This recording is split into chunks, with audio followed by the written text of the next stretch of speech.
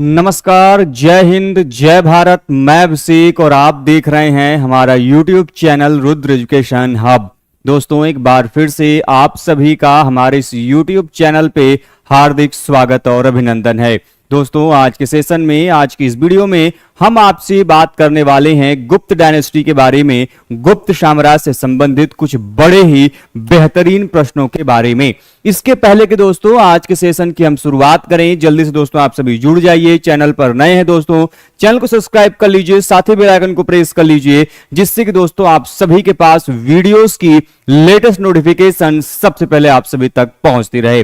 दोस्तों, हमने अभी तक प्रीवियस वीडियोस के माध्यम से लगातार अलग अलग जो टॉपिक है दोस्तों आपके एंशिएंट इंडिया के दोस्तों, जिसमें हम लोगों ने पाषाण काल अर्थात stone age, Indus valley civilization, Chalukya age, Mauryan period और पोस्ट मॉडर्न पीरियड को दोस्तों उनसे संबंधित एमसीक्यूज को डिस्कस किया है।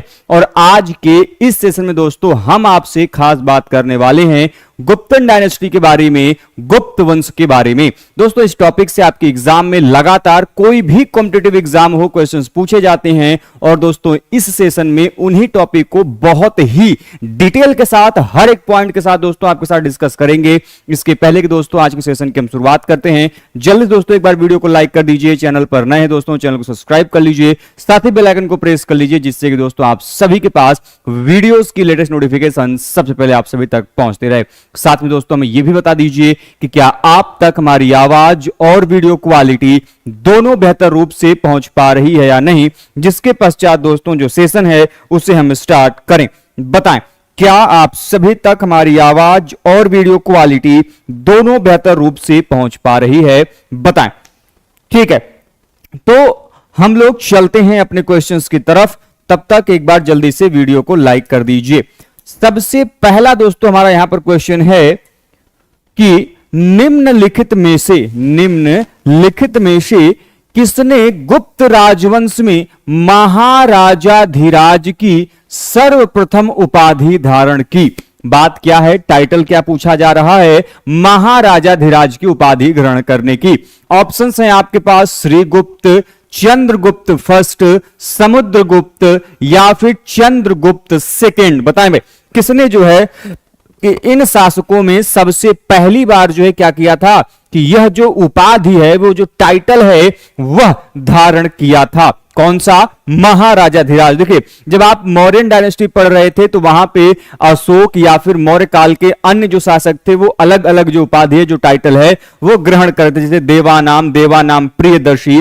ठीक है, अशोक आपका है, कई सारे जो टाइटल्स हैं आप वहां पे देख रहे थे, ग्रहण कर रहे थे। तो वैसे ही जब आप गुप्तन पीरियड में आ रहे हैं तो हर एक काल में अलग अलग शासकों ने अलग अलग उपाधियां धारण की हैं।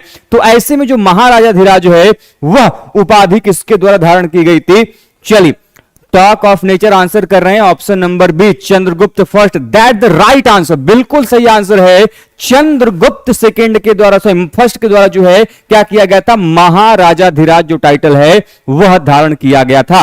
अब देखिए, हम जब चंद्रगुप्त फर्स्ट की बात करते हैं तो देखिए बात यहां पर किसकी हो रही है? गुप्त राजवंश की हो रही है। गुप्त राजवंश के यदि हम संस्थापक की बात करते हैं तो आपके दिमाग में तुरंत आंसर आता है कौन? श्रीगुप्त का। किसका? श्रीगुप्त का। लेकिन जो चंद्रगुप्त हैं फर्स्ट, इनको हम आपके जो गुप्त वंश है इसके वास्तविक संस्थापक के रूप में जो है, रियल फाउंडर के रूप में जो है इन्हें हम जानते हैं।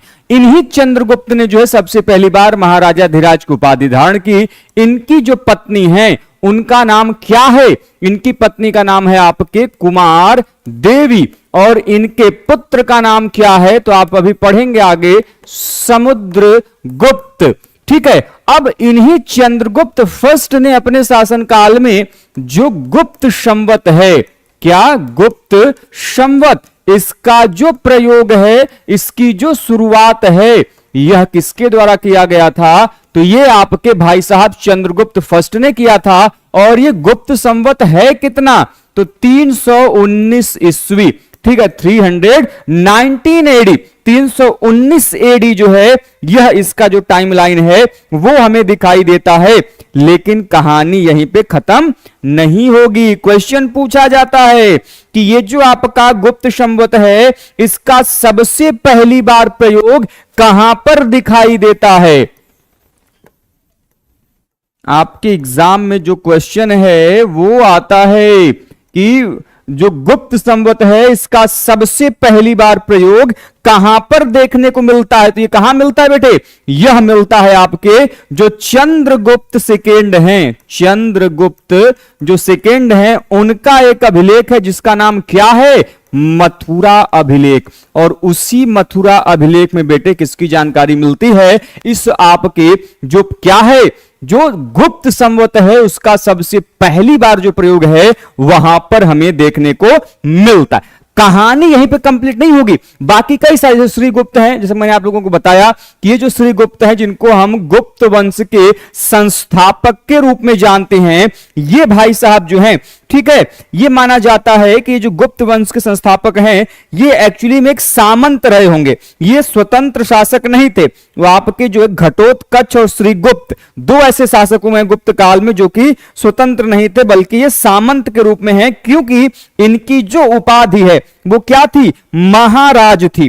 क्या थी, महाराज। जब आप श्रीगुप्त के टाइटल को देखते हैं तो इनकी उपाधि महाराज थी, और महाराज जो है कौन धारण करते थे, सामंत लोग जो है धारण करते थे। और जो विष्णुगुप्त ऐसा माना जाता है वो किसके सामंत हुआ करते थे, जो कुषाण हैं उनके सामंत के रूप में ये कार्य करते थे। और बाद में जाकर जो है किन्होंने एक स्वतंत्र राज्य की स्थापना की जिसे आप गुप्त साम्राज्य के रूप में, गुप्त वंश के रूप में जो है जानते हैं। ठीक है, चलिए आगे चलते हैं अगले क्वेश्चन की तरफ। अगला क्वेश्चन है कि गुप्त अभिलेखों में किसे लिच्छवी दौहित्र कहा गया है। बहुत इंपॉर्टेंट क्वेश्चन कि जो लिच्छवी दौहित्र है यह हम किसे कहते हैं। ठीक है, बताओ भाई, लिच्छवी दौहित्र किसे कहा गया है। उनके लिए देखिए कई सारे जो शब्द हैं उनका प्रयोग कहते हैं। ऑप्शंस आपके सामने क्या है, चंद्रगुप्त प्रथम, समुद्रगुप्त, चंद्रगुप्त द्वितीय या फिर स्कंदगुप्त। बताएं भाई किसके लिए जो है कि लिच्छवी दौहित्र शब्द है उसका प्रयोग किया गया। एनी वन ऑफ यू, आप में से कोई भी आंसर दे सकता है। देखिए लिच्छवी दौहित्र जो है समुद्रगुप्त के लिए कहा गया। किसके लिए, समुद्रगुप्त के लिए। समुद्रगुप्त को ही देखिए बेटे कविराज भी कहा जाता है, कवि राज भी इन्हें हम कहते हैं, इन्हें लिच्छवी दौहित्र भी कहा गया है। इसके अलावा यदि हम देखें तो आपके जो समुद्रगुप्त हैं इनको और कई सारे नाम हैं, जिसमें इनको आपका पृथ्व्याम प्रतिरथ भी कहा गया है, इनको परम भट्टारक भी कहा गया है।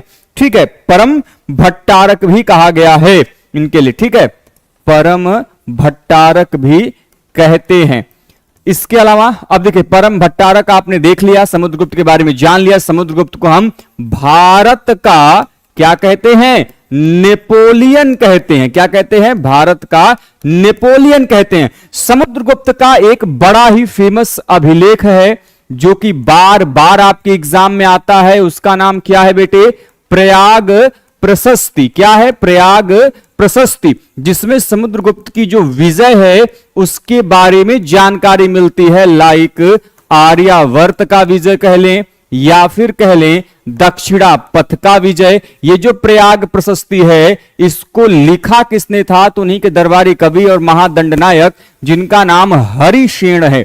ठीक है, हरिसेन के द्वारा जो है ये प्रयाग प्रशस्ति लिखा गया। ठीक है, इस आपके जो आपका अभिलेख है प्रयाग प्रशस्ति, इसमें आपके अशोक का भाई अभिलेख मिलता है।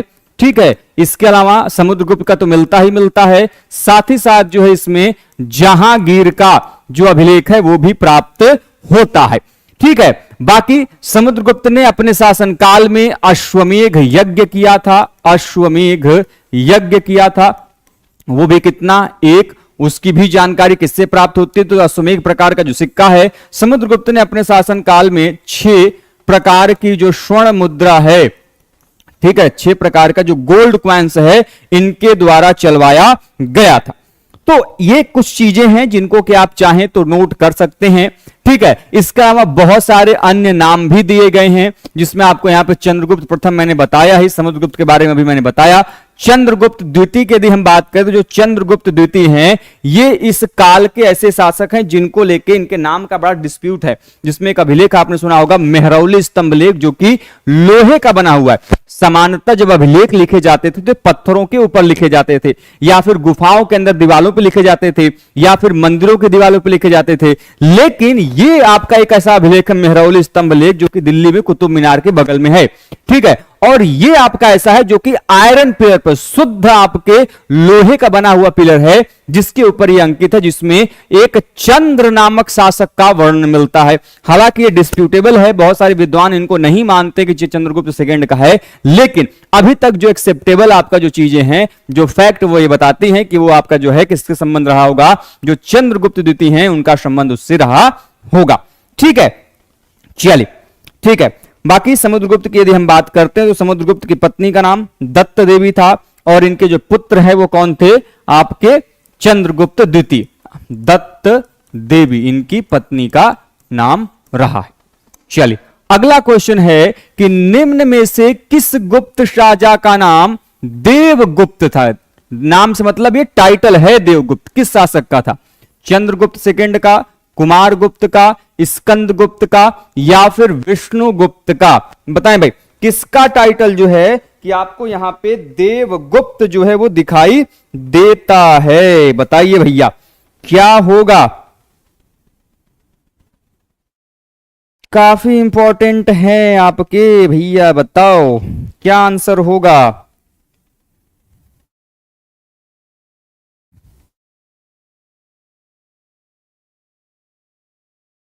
एनीवन ऑफ यू कोई बता सकता है। चलिए ठीक है, प्रियंका जी ए कह रही हैं Chandragupta second, that's the right answer, very good, बहुत बढ़िया। चंद्रगुप्त सेकंड के लिए जो है बेटे क्या किया जाता है, जो ये टाइटल है देवगुप्त वो हमें देखने को मिलता है, ठीक है। अंजलि जी ने बिल्कुल सही आंसर किया है, दीपाली जी ने बिल्कुल सही आंसर किया है। देखिए जब हम चंद्रगुप्त द्वितीय की बात करते हैं तो इनके आपके जो है कि दो पत्नी आ रही हैं, एक आपकी ध्रुव देवी, दूसरा कुबेर नागा।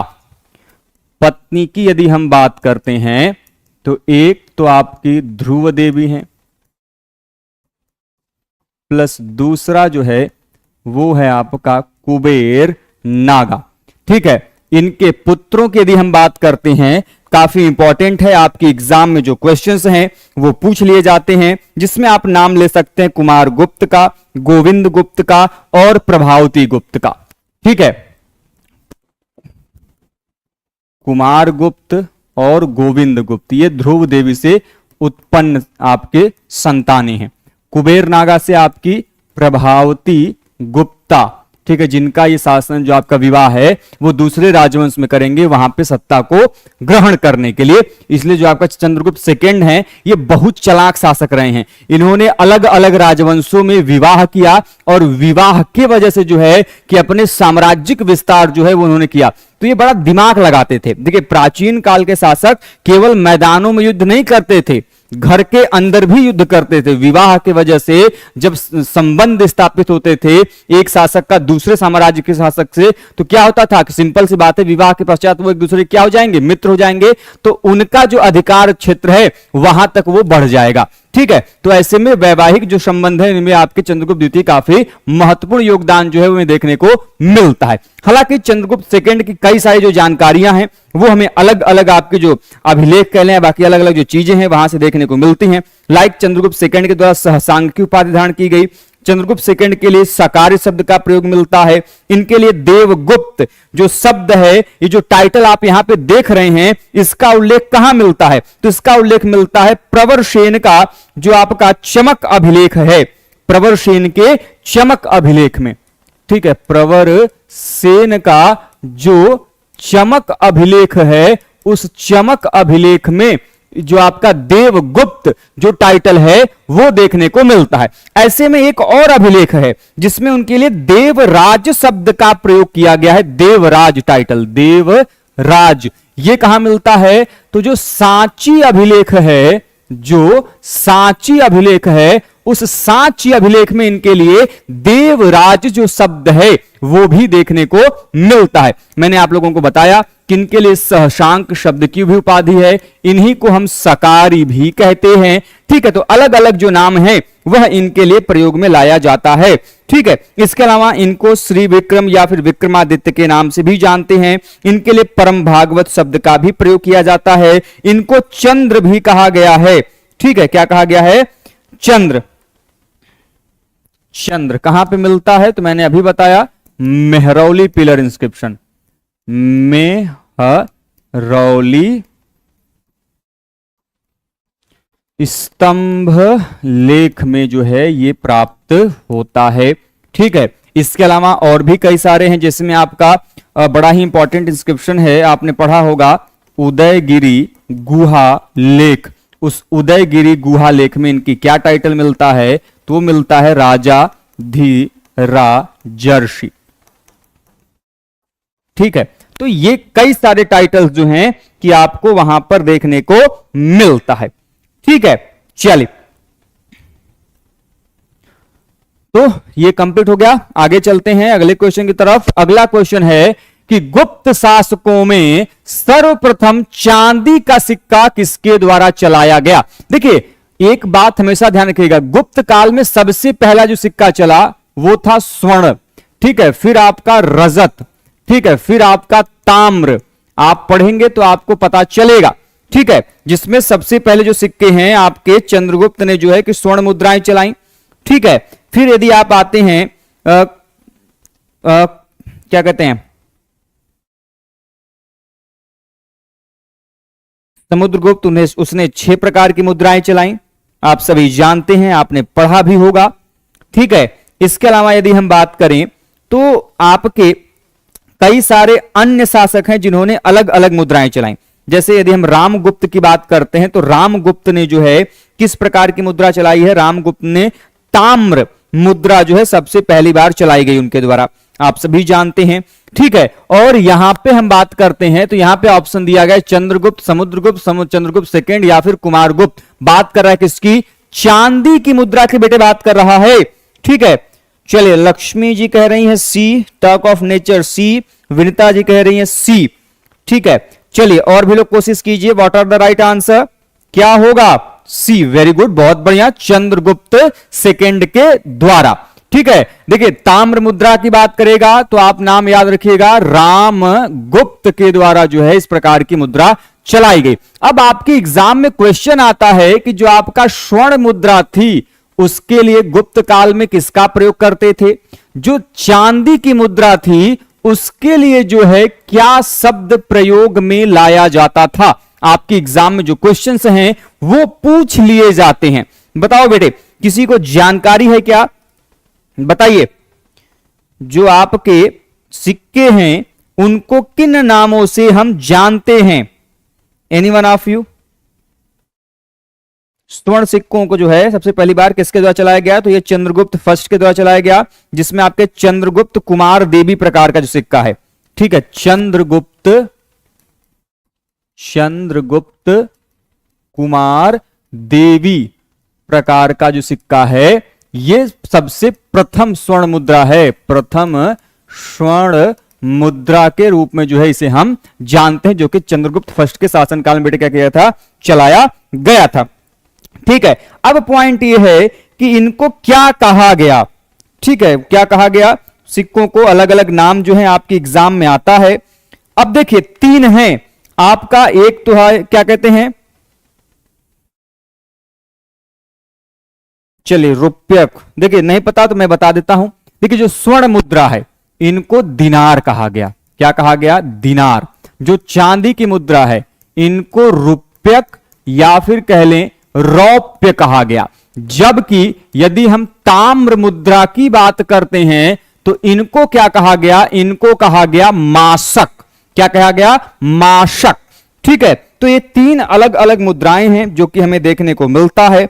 ठीक है, अब इसमें पॉइंट ये है कि जो आपके वैग्राम इंस्क्रिप्शन है उसमें आपके दिनार के बारे में, रूपक के बारे में जो जानकारी है वहां पर हमें देखने को मिलता है। ठीक है, तो जब हम आपको ये मुद्राएं पढ़ाएंगे तो वहां पे एक एक करके जानकारी जो है हम आपसे डिस्कस करेंगे, शेयर करेंगे। जिसमें सर्वाधिक प्रकार की जो मुद्रा है, देखिए आपके एग्जाम में क्वेश्चन आता है कि वह कौन सा ऐसा गुप्त शासक है जिसके द्वारा जो है कि सर्वाधिक प्रकार की मुद्रा, सर्वाधिक प्रकार की जो मुद्रा है या फिर जो सर्वाधिक प्रकार का अभिलेख है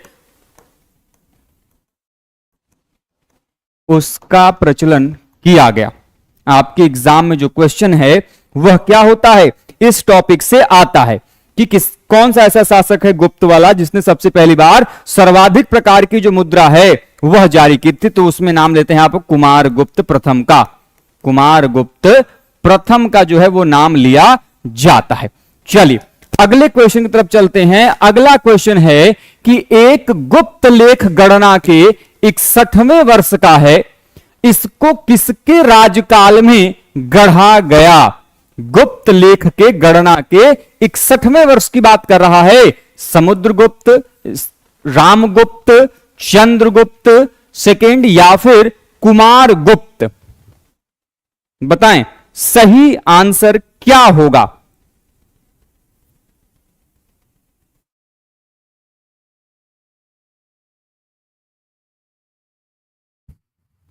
टाइमलाइन निकाल लेंगे, आराम से आप आंसर कर लेंगे। ये आप तभी कर पाएंगे जब आप गुप्त संवत से इन चीजों को कनेक्ट करना सीख लेंगे। 61 की बात कर रहा है बेटे, ठीक है। क्या होगा, गुप्त संवत से इसको निकालना सीख लीजिए। चंद्रगुप्त सेकेंड, वेरी गुड, बिल्कुल सही आंसर है। अगले क्वेश्चन की तरफ चलते हैं। निम्नलिखित में से कौन सा अभिलेख स्कंदगुप्त की सक्रोपम उपाधि का उल्लेख करता है। बहुत इंपॉर्टेंट क्वेश्चन है। सक्रोपम जो टाइटल है वह किसकी उपाधि का उल्लेख मिलता है। भीतरी स्तंभलेख, कहोम अभिलेख, बिहार स्तंभलेख या फिर जूनागढ़ अभिलेख। बताएं भाई कहां से इस प्रकार की जो जानकारी है वो प्राप्त होती है। एनी वन ऑफ यू बताओ, बात किसकी कर रहा है, स्कंदगुप्त की कर रहा है बेटे, ठीक है। स्कंदगुप्त की एक दो टाइटल नहीं है, मैं आपको पहले ही बता दूं स्कंदगुप्त के कई सारे टाइटल्स हैं, ठीक है। कहां मिलता है, आपके ऑप्शंस दिए गए, the right answer is option number B, ठीक है। चलिए लक्ष्मी जी ने ए कहा है, बाकी लोग भी बताएं भाई, कोशिश करें। कहोम अभिलेख, देखिए इसमें सक्रोपम का मतलब होता है इंद्र के तुल्य, इंद्र के तुल्य, ठीक है। हालांकि इनके कई सारे और भी टाइटल्स हैं, जैसे इनको क्रमादित्य कहा गया जो कि इनके सिक्कों पर मिलता है, इनको विक्रमादित्य या फिर गुप्त वंशय कबीर कहा गया है, ठीक है। विक्रमादित्य कह लें, विक्रमादित्य कह लीजिए या फिर इनको कह लीजिए क्या, गुप्त वंशय कबीर, ठीक। अब ये किसके लिए प्रयोग में लाया जाता है, स्कंदगुप्त के लिए कहां से मिलता है, तो आपने जरूर सुना होगा भीतरी स्तंभ लेख का नाम बहुत ही ज्यादा फेमस है। क्यों फेमस है, क्योंकि इस अभिलेख में हमें गुप्त काल में हुए किसके बारे में जानकारी मिलता है, जो हूण आक्रमण है उसके बारे में जानकारी मिलता है। और इसी अभिलेख में सबसे पहली बार जो विक्रमादित्य और गुप्त वंशय कबीर जो टाइटल है वो देखने को मिला हुआ है। कहां पर है, यूपी के गाजीपुर डिस्ट्रिक्ट में स्थित बड़ा ही इंपॉर्टेंट ये इंस्क्रिप्शन जो है वो हमें देखने को मिलता है। जो कॉमन इंस्क्रिप्शन जिसकी हम बात कर रहे हैं, एक्चुअली में ये इंस्क्रिप्शन जो है इसमें आपके एक भद्र नामक व्यक्ति है जिसने 5 जैन तीर्थंकरों की जो मूर्तियां हैं उनको बनवाया था। और ये जो है आपका इंस्क्रिप्शन एक्चुअली में एक जैन इंस्क्रिप्शन है जिसकी जो टाइमलाइन है वो गुप्त संवत 141 है।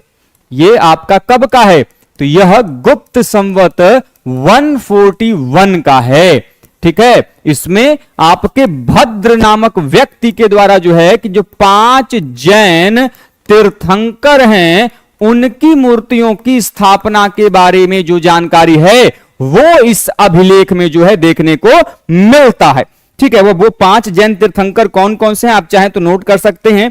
आदिनाथ, शांतिनाथ, नेमिनाथ, पार्श्वनाथ और महावीर स्वामी, ठीक है। इन 5 की प्रतिमाओं का जो निर्माण है इन भाई साहब के द्वारा किया गया।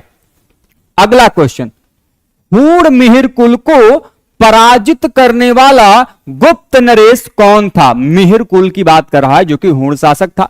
ऑप्शन पुरुगुप्त, बुद्धगुप्त, भानुगुप्त या फिर नरसिंह गुप्त। बताएं किस शासक ने जो है कि गुप्त शासक जो आपके उनको जो है कि आपके किसको, हूण शासक मिहिर कुल को जो है पराजित किया था?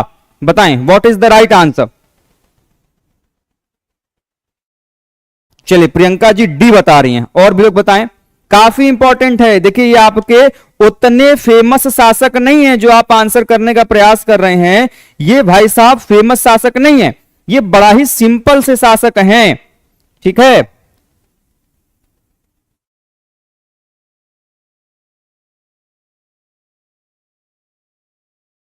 चलिए देखिए ये जो है किसने किया था, तो नरसिंहदित्य, नरसिंह गुप्त जो है, जिनका नाम नरसिंह गुप्त बालादित्य के रूप में जो है इन्हें हम जानते हैं। इनके बारे में जानकारी किस लेख से मिलती है, तो जो नालंदा अभिलेख है, नालंदा अभिलेख है, उस नालंदा अभिलेख में इनकी जो टाइटल है, इनका जो आपका उपाधि है, वो वहां पर देखने को मिलता है। और वो टाइटल क्या है, वो टाइटल इनका मिलता है वहां पे परम भागवत।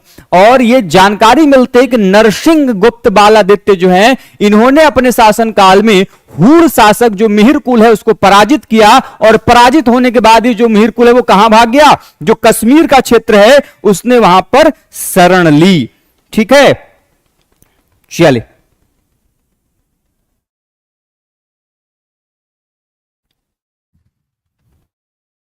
देखिए प्रारंभ में जब वेन सांग का आप स्टेटमेंट पढ़ेंगे तो आपको पता चलेगा कि ये भाई साहब जो आपके नरसिंह बालादित्य हैं, पहले इस शासक को जो आपके मिहिर कुल हैं उसको कर देते थे, लेकिन मिहिर कुल जो है कि बौद्धों पर अत्याचार करने लगे, तो नरसिंह गुप्त जो है उन्होंने कर देना, टैक्स देना बंद कर दिया। और उससे गुस्सा होकर मिहिर कुल ने जो है कि नरसिंहदित्य के ऊपर आक्रमण किया, और लेकिन वो पराजित हुआ, उसे बंदी बना लिया गया। और आपके जो नरसिंहदित्य हैं उन्होंने इसको बाद में जो है कि मिहिर कुल को छोड़ दिया और वो कश्मीर जो है वहां से भाग गया, ठीक है। चलिए तो मिहिर कुल का जो प्रभाव है वो किस धर्म में दिखाई देता है, बौद्ध धर्म में हमें देखने को, माफ कीजिएगा, नरसिंह गुप्त का प्रभाव जो बौद्ध धर्म में देखने को मिलता है। निम्नलिखित में से कौन प्रभावती गुप्ता की माता थी? अभी मैंने आप लोगों को दो शासिकाओं के नाम बताए थे, एक ध्रुव देवी का नाम बताया था और दूसरा जो मैंने आप लोगों को कुबेर नागा का नाम बताया था। ये किसकी पुत्र वो है, पत्नियां हैं चंद्रगुप्त द्वितीय की, ठीक है। ऑप्शन ध्रुव, कुबेर नागा, कुबेर नागा, कुमार देवी, अनंत देवी। बताइए भाई किसकी पुत्री थी? पढ़ाते समय मैंने बताया था। क्वेश्चन तो करना पड़ेगा बेटे, बहुत बेसिक सा सिंपल सा क्वेश्चंस आते हैं, आपको बस पढ़ना है, उस लेवल तक जानकारी प्राप्त करनी है। मैंने बताया था कि चंद्रगुप्त द्वितीय की दो पत्नियां थी, एक थी ध्रुव देवी, एक थी कुबेर नागा। ध्रुव देवी से भाई साहब को दो पुत्र पैदा हुए, जिसमें एक का नाम आप सभी जानते हैं कुमार गुप्त, ठीक है, कुमार गुप्त। दूसरा जो है वो है आपके गोविंद गुप्त, ठीक है। दूसरा कौन है? गोविंद गुप्त, ठीक है। वहीं पे कुबेर नागा से कौन हुआ था? तो वो हुई थी आपकी ये भाई साहब जिनका नाम क्या है? प्रभावती गुप्ता, ठीक है। तो इसका सही आंसर क्या होगा? Option number B. क्या होगा? जो आपकी प्रभावती गुप्ता हैं ये किसकी पुत्री थी? चंद्रगुप्त द्वितीय और आपके कुबेर नागा की पुत्री थी, ठीक है। अब देखो आपके एग्जाम में क्वेश्चन आता है कि जो कुबेर नागा की पुत्री हैं, इनका विवाह किससे हुआ था? तो वाकाटक डायनेस्टी के शासक रुद्रसेन द्वितीय से हुआ था। इनका जो विवाह है भाई साहब, विवाह मैंने आप लोगों को बताया था कि चंद्रगुप्त द्वितीय बहुत चालाक आदमी ठहरे। इन भाई साहब ने अपना साम्राज्यिक विस्तार करने के लिए कुछ इनको नहीं मिला तो धड़ाधड़ विवाह किया। अपने पुत्र का विवाह किया कुमार गुप्त का, अपना विवाह किया दूसरे साम्राज्य से, अपनी पुत्री का विवाह किया दूसरे साम्राज्य से। बहुत चालाक शासक थे। तो इन्होंने जो है कि वाकाटक जो वंश था उसके शासक जिसका नाम क्या था, रुद्रसेन सेकेंड था, उनसे किया। और विवाह के कुछ समय पश्चात भाई साहब टपक भी लिए। जो रुद्र सेकेंड हैं ये भाई साहब क्या हैं, बहुत चालाक आदमी हैं, मतलब चंद्रगुप्त द्वितीय चालाक हैं। विवाह कर रहे पुत्री का, विवाह करने के पश्चात ये भाई साहब कहां गए, काम खत्म, स्वर्गलोक सिधार गए। और जब स्वर्गलोक सिधार जा रहे हैं तो उस राजवंश पे किसका अधिकार हो जाएगा, क्योंकि अब बचा कौन, प्रभावती गुप्ता। प्रभावती गुप्ता ने राजवंश संभाला, अब पुत्री है तो किसका सहयोग करेगी, किसको देगी अपना कंट्रोल, पिता को। ठीक है, बहन साहब हैं ये, हाँ बात सही है। वैसे भी राखी का मौसम आ रहा है, आप लोगों के लिए रक्षाबंधन होगा, गांव के लोगों के लिए राखी है ना। खैर, बड़े बड़े शहरों में ऐसी राखियां रक्षाबंधन चलती हैं, गांव में क्या होती है, राखी होती है। चलिए अगला क्वेश्चन है, अधोलिखित गुप्त शासकों में से किसने मयूर प्रकार की मुद्राएं जारी की। बहुत इंपॉर्टेंट है, देखिए बेटे आप एक बार हमेशा ध्यान रखिएगा, ये जो मुद्रा प्रकार वाला क्वेश्चन है ना वो आपको बहुत ज्यादा फंसाएगा। तो इसको आपको पढ़ना कैसे, मैं फिर से बता दे रहा हूं। आप यहां पे शासक का नाम लिखो एक तरफ, और दूसरी तरफ जो है यहां पे उसके मुद्रा प्रकार का नाम लिखो, ठीक है। और तीसरी तरफ कि वो किस धातु का बना हुआ है, स्वर्ण का है, ताम्र का है, रजत का है, किस धातु में बना हुआ है, ये आपके एग्जाम में क्वेश्चंस आते हैं। ठीक है, तो अब इसी में एक प्रकार की मुद्रा है मयूर प्रकार की मुद्रा, जिससे आपने नाम सुना होगा ना कि अश्वमेघ प्रकार की मुद्रा किसके द्वारा प्रचलन किया गया। तो आपके दिमाग में तड़ से आता है कि सर वो तो समुद्रगुप्त रहे जो कि क्या किए, अश्वमेघ प्रकार की मुद्रा चलाई। इससे हमको पता चला कि भाई साहब ने अपने शासनकाल में क्या किया था, अश्वमेघ यज्ञ किया था। ठीक है, लेकिन मयूर प्रकार की मुद्रा समुद्रगुप्त, चंद्रगुप्त द्वितीय, कुमारगुप्त प्रथम या फिर स्कंदगुप्त, बताएं किसने चलाया था।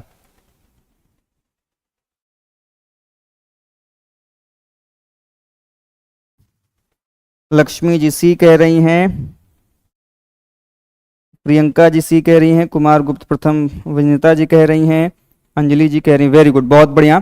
कुमारगुप्त प्रथम के द्वारा जो है वो मुद्रा चलाई गई थी। ठीक है, इसे कार्तिकेय प्रकार की भी मुद्रा कह लीजिए, कार्तिकेय प्रकार की मुद्रा के रूप में भी जानते। मयूर किसकी सवारी है, कार्तिकेय की सवारी है। ठीक है, कार्तिकेय की सवारी जो है वो मयूर हमें देखने को मिलता है। बाकी मैंने अभी आप लोगों को बताया कि ये भाई साहब जो कुमारगुप्त हैं ये बहुत ही चालाक आदमी हैं। इन्होंने इतनी मुद्राएं, इतनी आपके सर्वाधिक अभिलेख चलाए हैं जो कि सबसे अधिक देखने को मिलता है। इन्होंने अपने शासनकाल में 18 के आसपास अभिलेख लिखवाए, 18 अभिलेख, और 14 से 15 प्रकार की जो मुद्रा है वो हमें देखने को मिलता है। आप में से अच्छा कोई गांव में से है तो गांव में एक पर्व मनाया जाता था, हालांकि अब ये पर्व धीरे धीरे समाप्त हो गया, जो एकदम शुद्ध गांव के लोग होंगे, देहाती वाले, ये नहीं जो आपके ट्रांजिशनल फेज वाले हैं, वो नहीं जो कि शहर से ज्यादा वो शहरी हुए पड़े हैं, हम उनकी बात नहीं कर रहे हैं। हम बात कर रहे हैं उसकी कि ये जो जरई है, जानते हैं आप में से क्या होता है। आपने एथनोग्राफी पढ़ा होगा, एथनो आर्कियोलॉजी यदि आपने कभी पढ़ा होगा तो पता होगा कि हम प्राचीन काल में चली आ रही परंपराओं का अध्ययन करके हम ये पता लगाने का प्रयास करते हैं कि प्राचीन काल में किस प्रकार की जो चीजें हैं वो रही होंगी, जिसको हम लोग एथनो आर्कियोलॉजी कहते हैं। तो हमारे यहां, हमारे गांवों में एक परंपरा रही होती थी जरई, जानते हैं आप में से कोई? चलिए, तो इन्होंने, कुमारगुप्त ने आपके तीनों प्रकार की मुद्राएं चलाई अपने शासनकाल में, स्वर्ण की भी, रजत की भी, ताम्र की भी। ये जो मयूर शैली की मुद्रा है सबसे पहली बार हमें इसके प्रमाण कहां पे मिलते हैं, तो जो मध्य प्रदेश का सीजन है।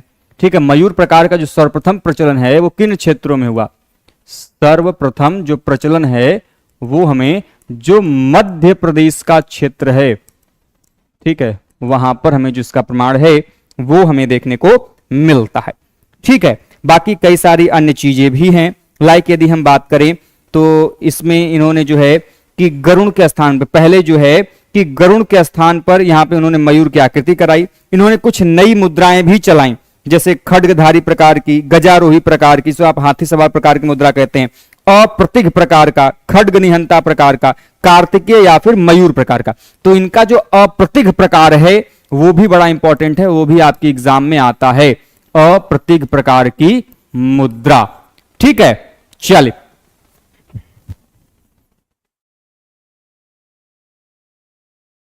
हाँ, टॉक ऑफ नेचर, धान का जर्मिनेशन, वेरी गुड, बहुत बढ़िया। चलिए कोई तो है जो कि जिसको पता है, जरई गांव में होता था पहले जो है कि आपके जो बीज हैं, धान कह लें या फिर जौ कह लीजिए या गेहूं जो है, उसके बीज को रोपा जाता था।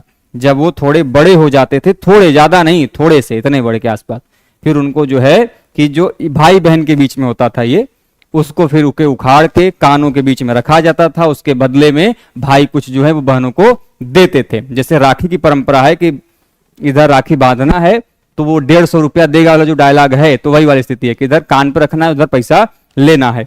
ठीक है, तो मामला लेन देन का है। चलिए आगे बढ़ते हैं अगले क्वेश्चन की तरफ। अगला क्वेश्चन है कि अजंता की किस गुफा में अवलोकितेश्वर बोधिसत्व का जो चित्रांकन हुआ है वो प्राप्त होता है? ऑप्शन, गुफा संख्या 1 9वीं गुफा से, 16वीं गुफा से, या फिर 17वीं गुफा से, बताएं। अवलोकितेश्वर बोधिसत्व का अंकन की बात कर रहा है बेटे, बताओ कहां से प्राप्त होता है? मैं सभी से निवेदन करूंगा कि प्लीज एक बार वीडियो को लाइक कीजिए, चैनल पर नए हैं दोस्तों चैनल को सब्सक्राइब जरूर से कीजिएगा। वेरी गुड, बहुत बढ़िया।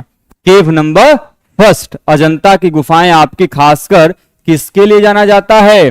तो बौद्ध काल की, बौद्ध काल मतलब माफ कीजिएगा काल नहीं होगा, बौद्ध धर्म, तो एक शब्द में काम गड़बड़ा जाएगा। बौद्ध धर्म की जो यहां पे चित्रकला है, जो पेंटिंग्स है, वो यहां की सबसे फेमस पेंटिंग्स के रूप में जाना जाता है। ठीक है, और क्वेश्चंस करने हैं या फिर यहीं पे समाप्त करें? बताइए भाई, और भी क्वेश्चंस करने हैं या फिर हम यहां पे समाप्त करें? बताओ। ठीक है, चलिए जब आप लोग तैयार हैं तो हम भी तैयार हैं। कल कितनी तारीख है? 14 तारीख है ना। कल हम आर्कियोलॉजी का क्वेश्चंस करेंगे। ठीक है, आर्कियोलॉजी के कुछ जो बेहतरीन क्वेश्चंस हैं उनको हम लोग कल से डिस्कस करना शुरू करेंगे। 2024 का जो पेपर है, मैंने आप लोगों को बोला भी था, क्लास में जो पेड बैच के बच्चे हैं उनको भी बोला था कि आप लोगों की जो वो आपका है वो 15 अगस्त के बाद, क्योंकि देखिए हमें सॉल्व कराना होता पेपर तो मैं बहुत पहले सॉल्व करा दिया होता यदि आपको केवल क्वेश्चन पढ़ के आंसर टिक करना होता। ठीक है, क्वेश्चन पेपर वैसे नहीं सॉल्व करते हैं, मैंने बार बार आप लोगों को बोला हुआ है। यदि आप केवल ऐसे एग्जाम में एनालाइज करके पेपर जाते हैं कि आपने देख लिया कि ये है और लिखितेश्वर आपका अजंता है कहां पर है, यदि आप केवल टिक करके क्वेश्चन आते हैं तो फिर कोई भी मतलब नहीं है उसका। पेपर को डिटेल में अच्छे से उनके पॉइंट्स को, उनके फैक्ट को, उनसे निकलने वाले दूसरे क्वेश्चन के आंसर को आपको समझना होगा, तभी आप जो है वहां पे सक्सेसफुल होंगे। और यदि आप ऐसा नहीं कर रहे हैं तो फिर आपके लिए वो उसका पेपर का सॉल्व करना कोई मतलब नहीं। हाँ, वो तब के लिए आपके लिए यूजफुल हो सकता है जब आप अपना आंसर मैच कराने का प्रयास कर रहे हो, लेकिन यदि उस पेपर से आप ये कोशिश कर रहे हो कि हमें कुछ सीख मिले, तब के लिए आपको पेपर को डिटेल में एनालिसिस करना पड़ेगा, केवल टिक करने से बात नहीं बनेगी। ठीक है,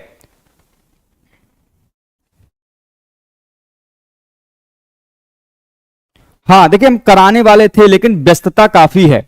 एक्चुअली आप लोगों की भी देखते हैं कि इस समय की जो क्लासेस हैं मैं बहुत रेयरली जगह ले रहा हूं, जो आपको समय मिलता है तो उसमें आपके कई सारे मैंने सीरीज शुरू किए हैं। मैं फर्स्ट पेपर का मेरे पास नोट्स पीपीटी बन चुका है अगले टॉपिक का, लेकिन मैं उसको डिस्कस नहीं कर पा रहा हूं। मेरे पास मैंने पोट्रीज के ऊपर जो पीपीटी है वो बनवा लिया, मैं उस पर क्लास नहीं ले पा रहा हूं। ठीक है, संवत के ऊपर पीपीटी बन चुकी है, तो बहुत सारे नोट्स हो चुके हैं आपके, बन चुके हैं, लेकिन मैं उस पर पास समय नहीं है कि जिसकी वजह से मैं अभी क्लास ले पा रहा हूं। तो उसके लिए मैं क्षमा प्रार्थी हूं आप सभी से। देखिए मेरी कोशिश ये होती है कि मैं कम ही पढ़ाऊं, आधे घंटे की ही क्लास हो, 1 घंटे की ही क्लास हो, लेकिन उसमें जो डिटेलिंग्स हैं उनके साथ हम आपको बताएं। क्योंकि यदि आप देखेंगे तो एक सिंपल सा जो क्वेश्चन हम लोग डिस्कस करते हैं तो उस एक सिंपल से क्वेश्चन में कई सारे जो चीजें हैं वो हम आपके साथ डिस्कस करने का प्रयास करते हैं, जिससे कि आपको जो चीजें हैं वो समझ में आए। ठीक है, अंजलि जी कह रही हैं सर एक मैराथन करा दीजिए, जून 2024 वाले बच्चों के एग्जाम आ गए हैं। मैराथन किस टॉपिक पे, एपिग्राफी का क्लास लीजिए। ठीक है, मैं देखता हूं। मैंने आप लोगों को, मैं देखूंगा यदि पेड उसमें वो होगा। आप लोगों का 22 को एग्जाम है ना, तो संभव रहा तो मैं 20 को या फिर 21 को मैं लगातार मैराथन क्लास ले लूंगा। मैं पेड बैच की क्लासेस उस दिन स्किप कर दूंगा, क्योंकि आपको पता ही होगा कि दिसंबर 2024 का जो आपका बैच है वो स्टार्ट है, तो उनकी क्लासेस मैं लेता हूं डेली पे। इस बार डेली क्लासेस है उनकी, आपकी इस बार आपकी छुट्टी नहीं, जैसे पिछली बार बैच में सैटरडे एंड संडे ऑफ होता था, इस बार भी रखा गया था, लेकिन इस बार बैच पूरी कंप्लीट चली, मंडे टू संडे लगातार क्लासेस चलती हैं। तो कोशिश ये कि ठीक है, मैं उनकी क्लासेस स्किप कर दूंगा और आप लोगों की जो क्लासेस है 1 दिन के लिए या 2 दिन के लिए मैं मैराथन चला दूंगा। 3-4 घंटे सुबह, 3-4 घंटे रहा, कोशिश मैं करूंगा यदि उतना मैं ले सकूं, मेरे पास यदि उतनी क्षमता रही तो रात में भी। ठीक है, तो मैक्सिमम टॉपिक आपके जो हैं कि वो कवर हो जाएंगे। एपिग्राफी, न्यूमेस्मेटिक्स एंड आर्किटेक्चर, ये 3 करा दीजिए। ठीक है, वो करा दूंगा, बिल्कुल आप निश्चिंत रहे। लेकिन आप सभी से भी हमें एक सहयोग चाहिए, निवेदन है हाथ जोड़ के, मैं करा दूंगा, लेकिन संख्या जोड़िए उस दिन। ठीक है, क्वेश्चंस को डिस्कस करने में आनंद तब आता है जब आप लोगों की तरफ से तड़ातड़ क्या आता है, रिप्लाई आते हैं। ठीक है, मतलब क्वेश्चन का आप लोग आंसर करते हैं। ठीक है, स्कॉलर्स एकेडमी बहुत शुभकामनाएं सर आपको। सबसे पहले तो भैया को हमारा प्रणाम, भैया का अपना चैनल है, आप लोगों के आशीर्वाद से, स्नेह से भैया इतने हम लोग धीरे धीरे आगे बढ़ रहे हैं, और आगे भी आप लोगों का आशीर्वाद बना रहेगा तो हम लोग आगे बढ़ते रहेंगे।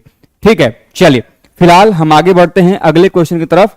अगला क्वेश्चन है कि गुप्त अभिलेखों में सोने के सिक्कों के लिए प्रयुक्त जो दिनार शब्द है निम्नलिखित में से किससे निकला है। दिनार शब्द की बात कर रहा है। मैंने अभी बताया कि गुप्त काल में स्वर्ण मुद्रा मिल रही है, ठीक है, रजत मुद्रा मिल रही है, और आपका जो है ताम्र मुद्रा मिल रही है।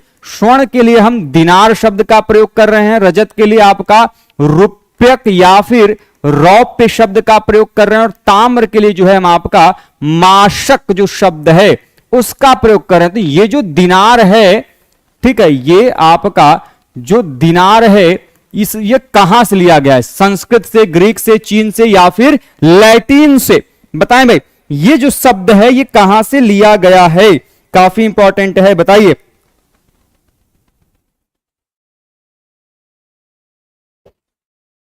बी बता रहे हैं, डी बता रहे हैं, और भी लोग कोशिश कीजिए, काफी इंपॉर्टेंट है भैया। दिनार शब्द जो है वो काफी ज्यादा इंपॉर्टेंट है।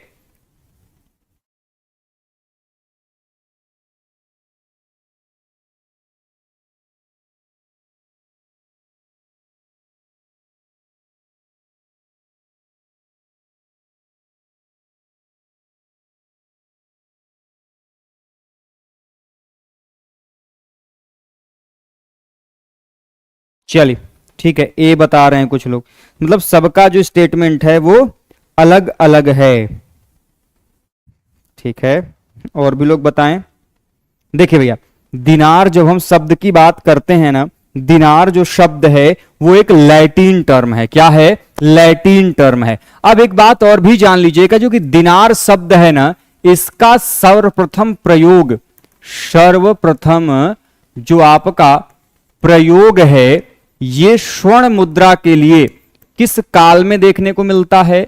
तो यदि आपने पढ़ाते समय मैंने बताया होगा कि जो कुषाण काल है वहां पे भी जो आपकी स्वर्ण मुद्राएं हैं उनको क्या कहा गया? उनको दिनार कहा गया है। और भारत में साथ ही साथ यदि हम दिनार की बात करते हैं तो हमारे यहां जो नारद स्मृति है उसमें भी आपको जो है कि दिनार शब्द का जो प्रयोग है वो दिखाई देता है। काफी इंपॉर्टेंट है कि नारद स्मृति जैसी जो चीजें हैं उसमें आपके दिनार शब्द का 2 बार जो प्रयोग है वो हमें देखने को मिलता है। ठीक है, इस चीज को ध्यान में रखिएगा। अब मुद्राओं की हम बात कर रहे हैं, तो जो गुप्त मुद्रा है इसकी सबसे बड़ा भंडार अर्थात इसकी सबसे बड़ी निधि कहां से प्राप्त है? कहां से प्राप्त है सबसे बड़ी निधि? तो आपने पढ़ा होगा बयाना का नाम, बयाना निधि कहां से प्राप्त है? बयाना कहां का क्षेत्र है? राजस्थान का क्षेत्र है, जिसमें जो है कि आपको 1821 किस मुद्रा जो है वो प्राप्त हुई थी जिसमें आपकी सर्वाधिक मुद्रा जो है इसमें सबसे अधिक किसकी रही है? तो चंद्रगुप्त सेकेंड की सबसे अधिक मुद्रा जो है वो यहां से देखने को मिलती है, जिसमें इनकी मुद्रा लगभग आपके 983 है। ठीक है, और उसके बाद कुमार गुप्त का है 628,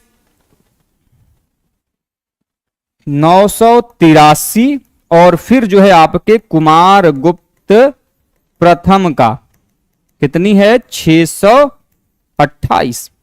ठीक है, चलिए अगला क्वेश्चन है कि किस अभिलेख में समुद्रगुप्त की उपाधि परम भागवत मिलती है? बताया था, ऑप्शंस आपके सामने हैं। प्रयाग प्रशस्ति, एरण अभिलेख, नालंदा एवं गया अभिलेख, जूनागढ़ अभिलेख।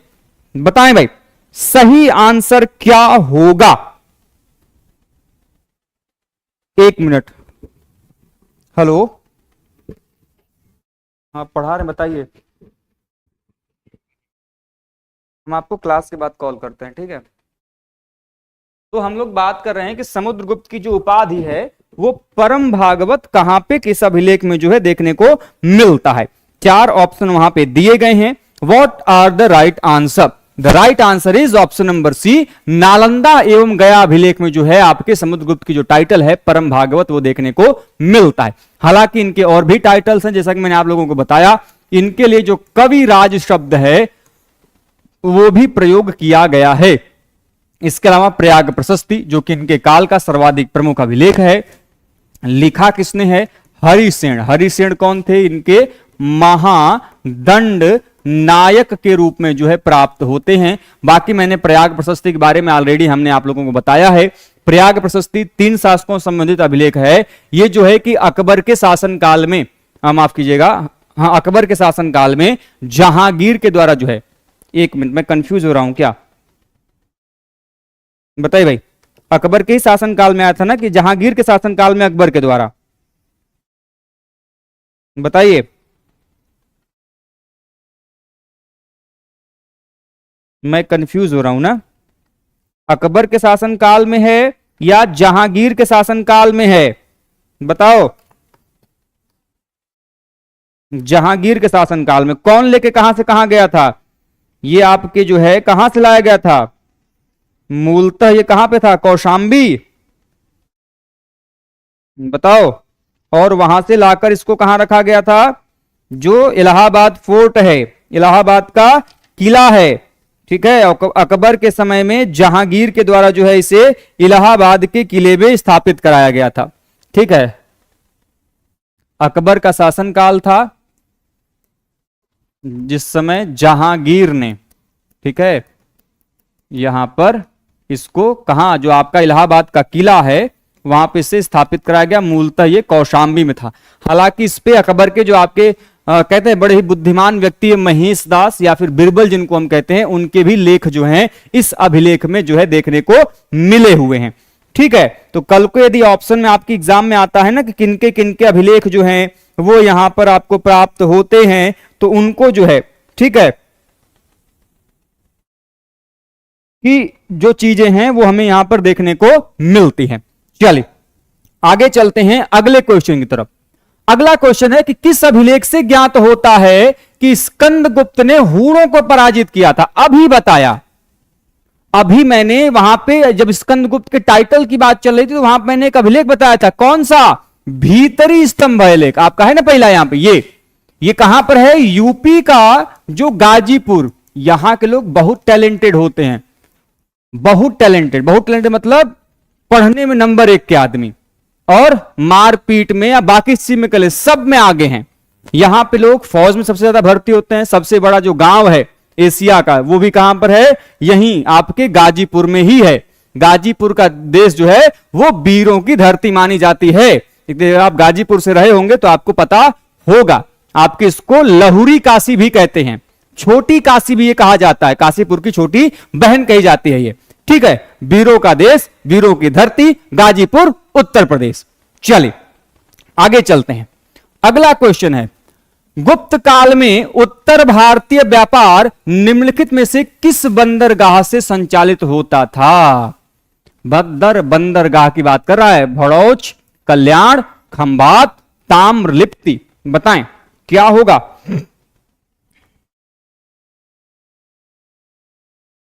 बताइए भाई, बंदरगाह की बात कर रहा है बेटे।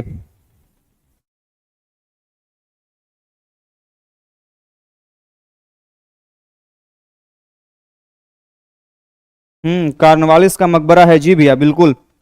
गाजीपुर एक से बढ़ के एक चीजें हैं।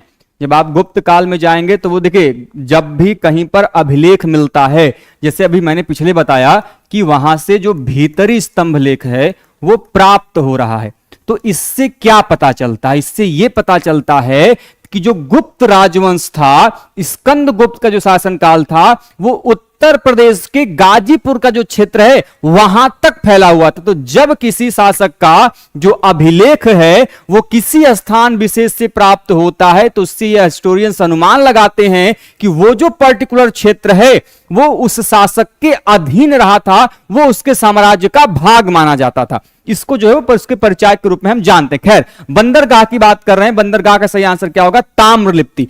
ताम्रलिप्ति को पहले हम लोग जो है कि तामलूक कहते थे। क्या कहते थे?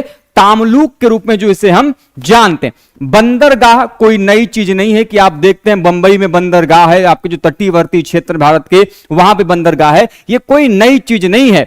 हमारे भारत में बंदरगाह की प्राचीनता हमारे एंशियंट सिविलाइजेशन सिंधु सभ्यता से भी मिलती है। सिंधु सभ्यता से भी जो है वो मिलता है। जैसे में कहां पे, तो आपने पढ़ा होगा लोथल का नाम। जो लोथल पुरास्थल है वो आपकी किसके बारे में जानकारी देता है? इसी आपका जो प्रमाण है किसका?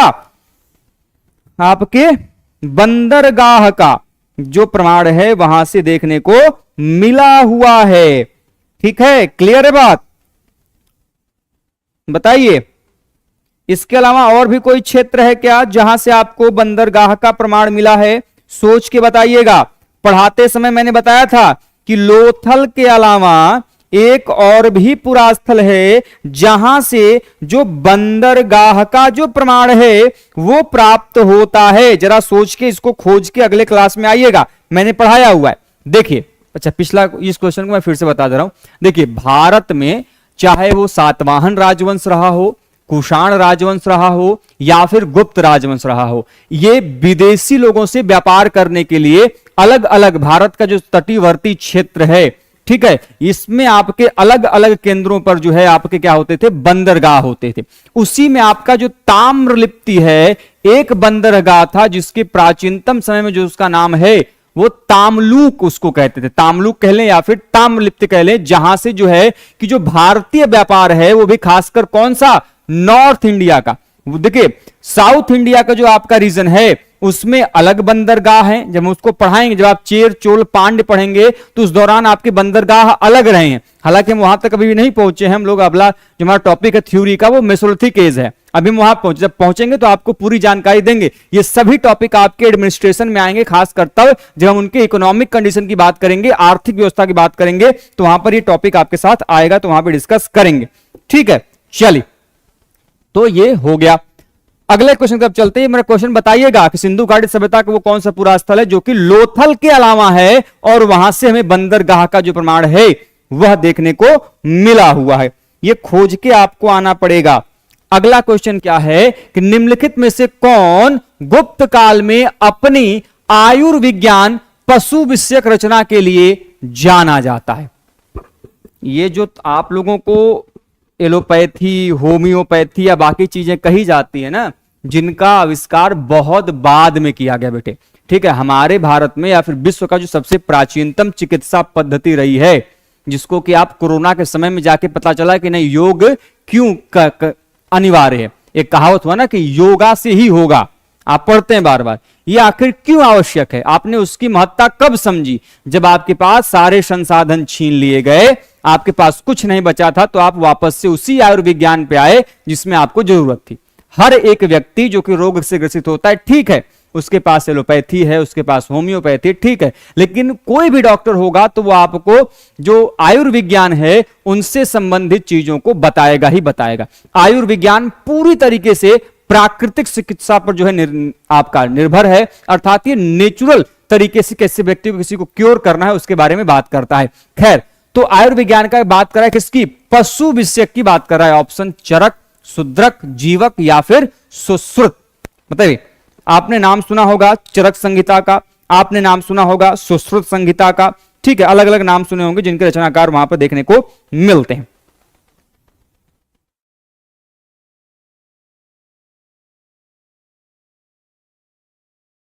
वेरी गुड, बहुत बढ़िया, प्रियंका जी ने बिल्कुल सही आंसर किया।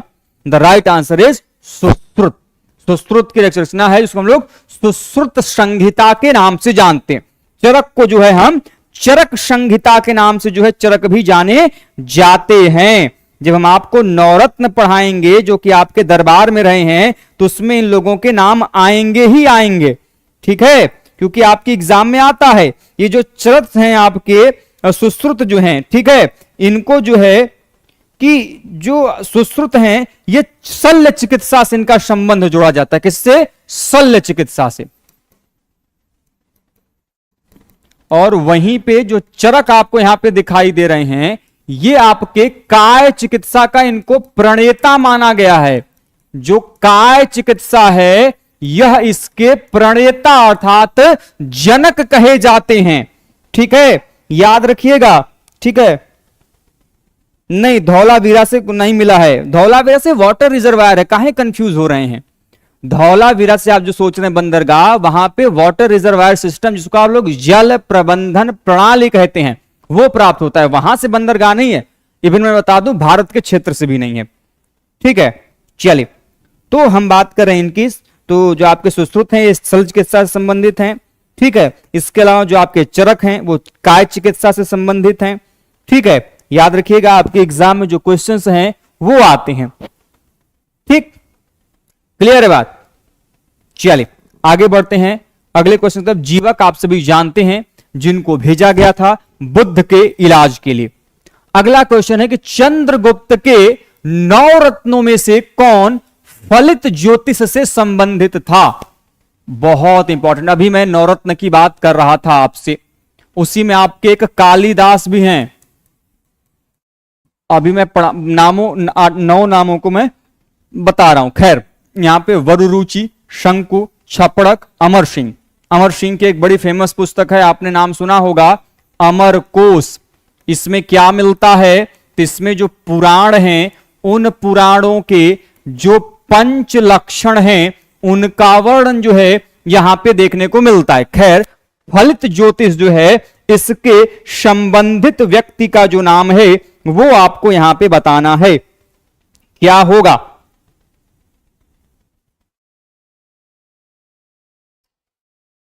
बताओ भाई। एक आंसर आया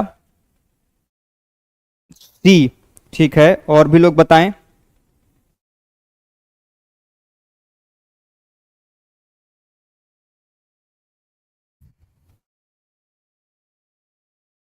वेरी गुड, बहुत बढ़िया, क्या बात है, छपड़क।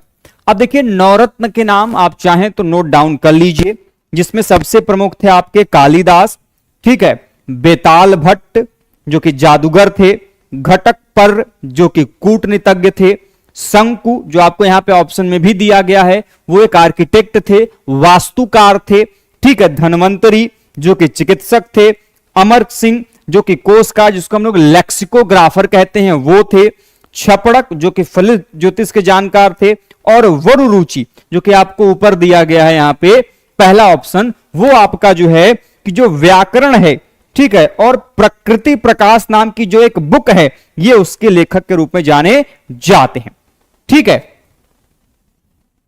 शंकु को यहां पे क्या कहा गया है? वास्तुकार कहा गया है, ठीक है। चलिए, अब मैंने आपको बताया कि अमर सिंह की एक बुक है जिसका नाम क्या है? अमरकोश, और उनकी पुराणों में उसमें क्या वर्णन मिलता है? पुराणों का जो 5 लक्षण है जिनको हम लोग पुराणों के पंच लक्षण के रूप में जानते हैं, और वो नाम क्या है? वो 5 लक्षण कौन कौन से? तो सबसे पहला है आपका वंश, दूसरा क्या है आपका? वंशानुचरित, ठीक, नहीं माफ कीजिएगा, ये तीसरे नंबर पर आता है, ये चौथे नंबर पर आता है। पहला है आपका सर्ग, दूसरा है आपका प्रतिसर्ग, ठीक है, तीसरा वंश, वंशानुचरित, एंड पांचवा मनवंतर। दो मनुओं के बीच का अंतर मनवंतर।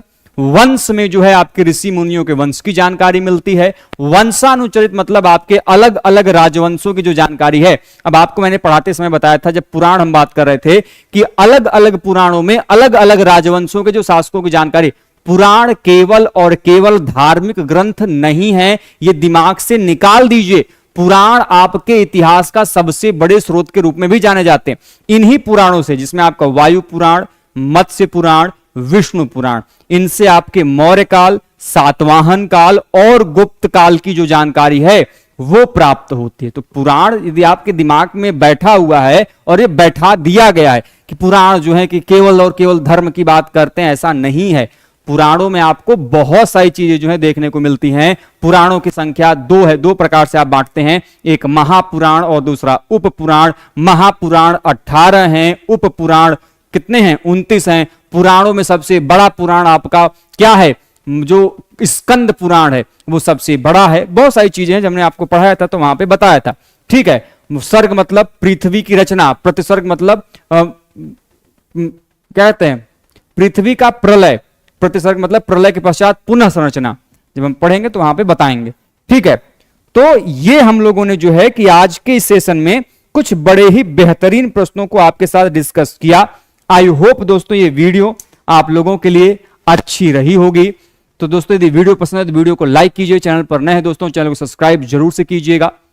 और दोस्तों हम इसके बाद के अभी बहुत सारे क्वेश्चन इस टॉपिक से, गुप्त साम्राज्य से, अभी लगभग 80 या 90 क्वेश्चन अभी और भी होंगे, और उनको हम बहुत ही डिटेल में, जैसा कि हमने डिस्कस किया, आगे भी करेंगे। तो आई होप दोस्तों ये वीडियो आप लोगों को अच्छी लगी होगी। वीडियो पसंद है तो वीडियो को लाइक करें, चैनल पर नए हैं दोस्तों चैनल को सब्सक्राइब जरूर से कीजिएगा। तो मिलते हैं दोस्तों नेक्स्ट सेशन में कुछ अन्य बेहतरीन प्रश्नों के साथ। तब तक के दोस्तों आप स्वस्थ रहें, मस्त रहें। जय हिंद, जय भारत, हर हर महादेव।